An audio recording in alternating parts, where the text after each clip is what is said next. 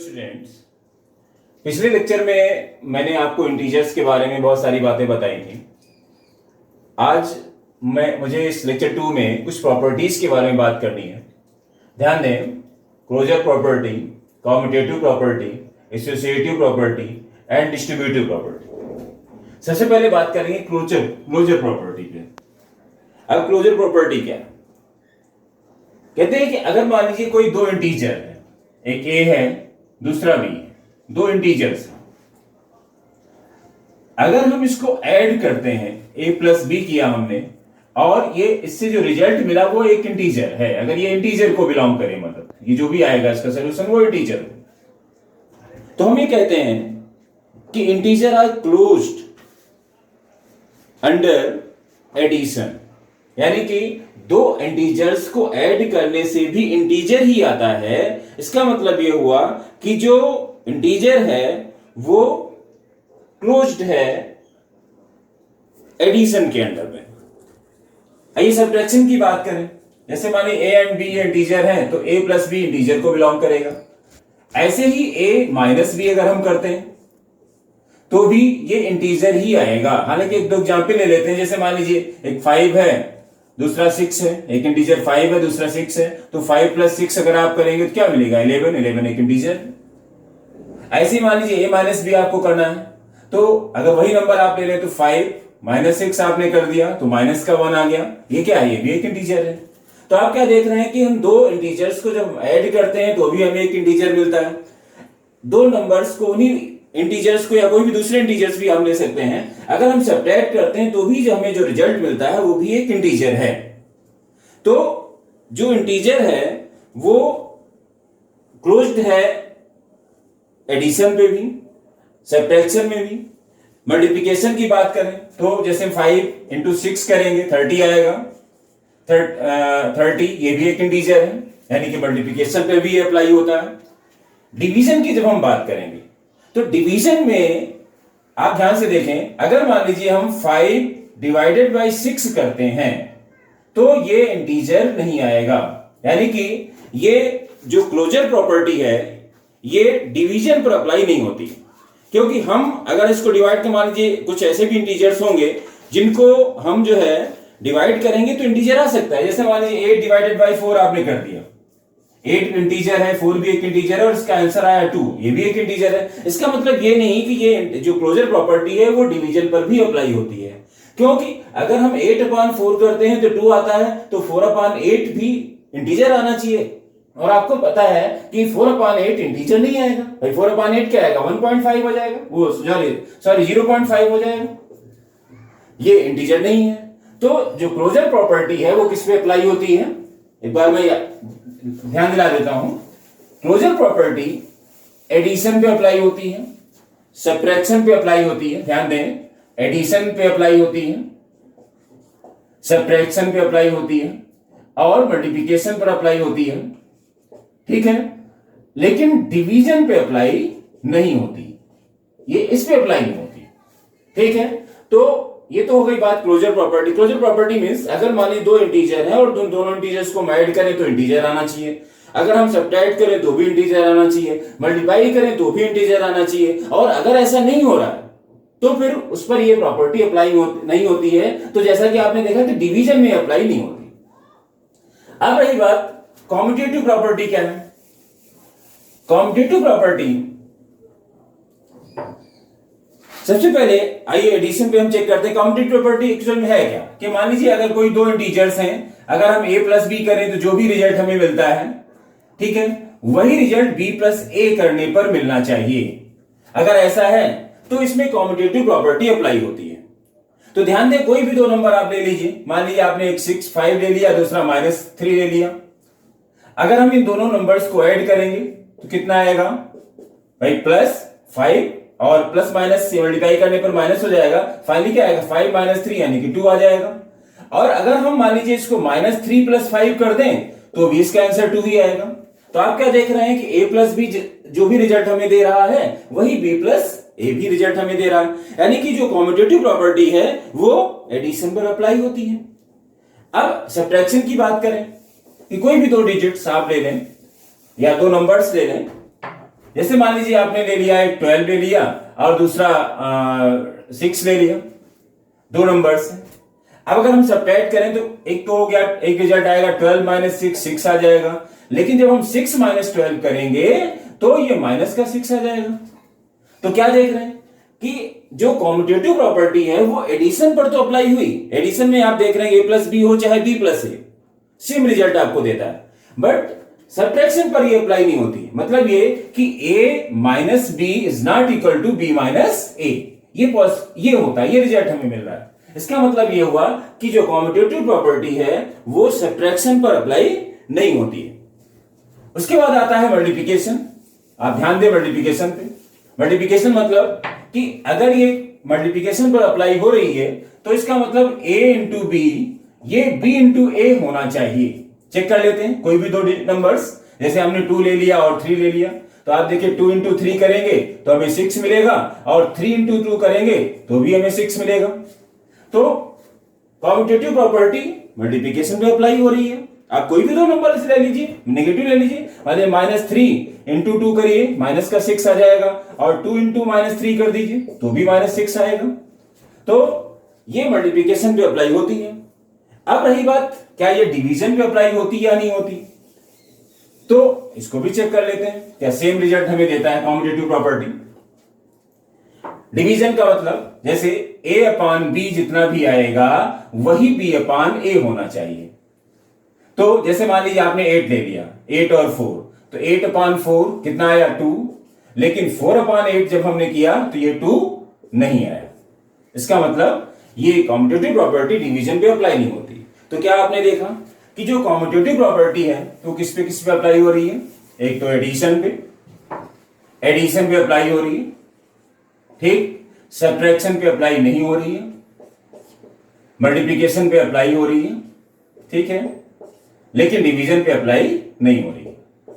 ठीक, ये तो बात हुई कॉम्यूटेटिव प्रॉपर्टी की। इन सब की जरूरत क्या है एक्चुअल में, जब हम कैलकुलेशन करते हैं तो इन सब चीजों की हमें बहुत जरूरत पड़ती है। बहुत सारी बातें हैं, बहुत सारे क्वेश्चंस आएंगे ऐसे जिसमें हमें इस टाइप की प्रॉपर्टीज की जरूरत पड़ेगी। उसके बाद आता है associative property. Associative property basically 3 digits या 3 नंबर्स पे अप्लाई होती है। कैसे? सबसे पहले मान लीजिए a प्लस बी प्लस सी आपने किया।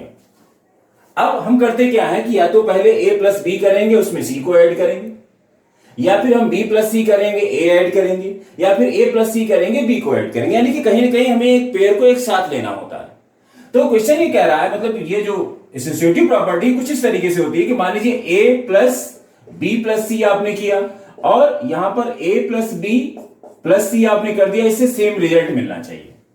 तो एडिशन में कोई प्रॉब्लम नहीं है, आप कोई भी नंबर से आप ले सकते हैं। जैसे हमने ले लिया 2 3 4, इसे यहां पर 2 ले लिया, इसको 3 कर दिया, इसको 4 कर दिया। आप देखिए 2 प्लस 3 प्लस 4 करेंगे और इधर आ जाएगा 2 प्लस 3 और प्लस 4 आपने किया। अब इसमें देखिए क्या हो जाएगा 2 प्लस 7 और ये 5 प्लस 4 और फाइनली क्या आ गया 9 इक्वल टू 9। तो क्या देख रहे हैं कि ये जो एसोसिएटिव प्रॉपर्टी है वो एडिशन पे अप्लाई होती है, लेकिन सब्ट्रैक्शन पे अप्लाई नहीं होगी है। आप चेक कर लें इसको, कहीं पर भी मान लीजिए माइनस का साइन है, जैसे a माइनस बी माइनस सी, यहां पर हमने ऐसे ब्रैकेट लगा दिया और इसको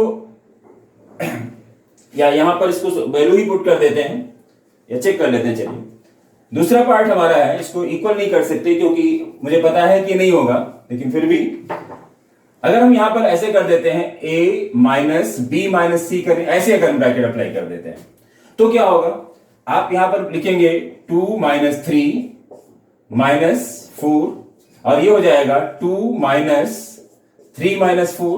फाइनल रिजल्ट क्या आएगा 2 माइनस 3 माइनस 1 हो गया और माइनस 4, इधर हो जाएगा 2 माइनस और यहां पर भी माइनस 1 आएगा तो ब्रैकेट ओपन करते ही ये प्लस 1 बन जाएगा। तो फाइनली ये आ गया माइनस 5 और ये हो गया 3, इसका मतलब ये इक्वल नहीं है। तो सब्ट्रैक्शन पे अप्लाई नहीं होती, मतलब ये जो एसोसिएटिव प्रॉपर्टी है वो सब्ट्रैक्शन पे अप्लाई नहीं हो पाएगी। इसी तरीके से ये उसमें मल्टीप्लिकेशन पे अप्लाई हो सकती है, मल्टीप्लिकेशन में होगी, डिवीजन में नहीं अप्लाई हो पाएगी। मल्टीप्लिकेशन में आप देख सकते हैं, मान लीजिए ऐसे लिखा हो a into B into c ऐसे है, तो आप a इंटू बी कर लीजिए, उसके बाद c को मल्टीप्लाई कर दीजिए, या फिर आप a इंटू बी इंटू सी आप कर लीजिए, इसको मल्टीप्लाई करके इसको कर लीजिए, कोई प्रॉब्लम नहीं है, सेम आंसर आपको देगा। तो ये जो एसोसिएटिव प्रॉपर्टी है वो किस पे अप्लाई हो रही है, एक तो एडिशन पे और दूसरा मल्टीप्लिकेशन पे। बाकी ना तो ये सब्ट्रैक्शन पे अप्लाई होगी, ना ही ये डिवीजन पे अप्लाई हो पाएगी, सेम रिजल्ट नहीं दे पाएगी। तो ये बात हुई एसोसिएटिव प्रॉपर्टी की। उसके बाद नेक्स्ट पार्ट आता है हमारा डिस्ट्रीब्यूटिव प्रॉपर्टी। अब डिस्ट्रीब्यूटिव प्रॉपर्टी क्या है, जैसे मान लीजिए कुछ इस तरीके के क्वेश्चंस होते हैं, यहां लिखा आपने a इंटू बी प्लस सी आपने कर दिया। जब हम ब्रैकेट ओपन करेंगे तो ये डिस्ट्रीब्यूट होता है टू पार्ट्स में, a पहले b को मल्टीप्लाई करेगा तो आएगा a इंटू बी, ये आएगा a इंटू बी और प्लस a इंटू सी। अगर a into b minus c है तो ऐसे लिख सकते हैं आप a into b minus a into c, ऐसे लिख सकते हैं। मतलब नंबर्स को हम इस तरीके से डिस्ट्रीब्यूट करके सॉल्व कर सकते हैं। वैसे तो बॉर्डमस रूल के अकॉर्डिंग भी क्वेश्चन कर सकते हैं, भाई ब्रैकेट को पहले सॉल्व करना होता है, आप इसको प्लस कर लीजिए, जो भी रिजल्ट आता है उसको a से मल्टीप्लाई कर दीजिए। नहीं तो फिर आप इस तरीके से कर सकते हैं, आप वैल्यू पुट करके देख लीजिए, जैसे हमने 2 3 4 लिया था, यहां पर भी वही नंबर ले लेते हैं 2 3 4। अगर आप करते तो फाइनली क्या आएगा, देखिए 3 प्लस 4 7 और 7 इंटू 2, इसका आंसर 14 आएगा। अगर आप यहां पर चेक करें तो क्या आएगा 2 इंटू 3 और प्लस 2 इंटू 4, क्या रिजल्ट देगा, ये 6 हो गया और ये 8 हो गया, 6 प्लस 8 कितना होता है 14 आएगा। तो ये है डिस्ट्रीब्यूटिव प्रॉपर्टी, हम इस तरीके से डिस्ट्रीब्यूट करते रहते हैं इसको। बाकी कुछ पॉइंट्स और हैं, एक आता है एडिटिव आइडेंटिटी, ध्यान दें, एडिटिव आइडेंटिटी, मल्टीप्लिकेटिव आइडेंटिटी, इसके बारे में भी समझ लीजिए। ये एडिटिव आइडेंटिटी है क्या, मतलब कोई एक ऐसा नंबर या ऐसी वैल्यू जिसको हम किसी भी नंबर में ऐड कर दें और वो कोई चेंज ना करे। जैसे मान लीजिए a है, इसमें प्लस 0 कर दीजिए या 0 प्लस a कर दीजिए, तो फाइनली रिजल्ट ये a ही देता रहेगा। तो इसमें 0 क्या है, एडिटिव आइडेंटिटी है। क्या है, additive identity, additive identity identity, ठीक है, स्पेलिंग सही कर लेते हैं, फिर से सही लिख देते हैं। एक जो है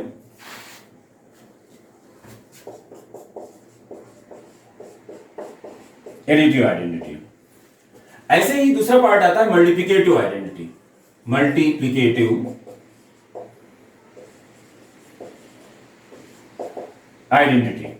अब ये क्या होती है, जैसे मान लीजिए a इंटू 1 करें या 1 इंटू a करें, आंसर फिर भी a आता है। यानी कि इसमें ये 0 क्या है, एडिटिव आइडेंटिटी है, क्योंकि हम यहां पर 0 को ऐड करने की बात कर रहे हैं। यहां पर 1 क्या है, ये है मल्टीप्लिकेटिव आइडेंटिटी। एक दो पॉइंट्स और हैं आज के लेक्चर के लिए, वो भी समझ लें आप।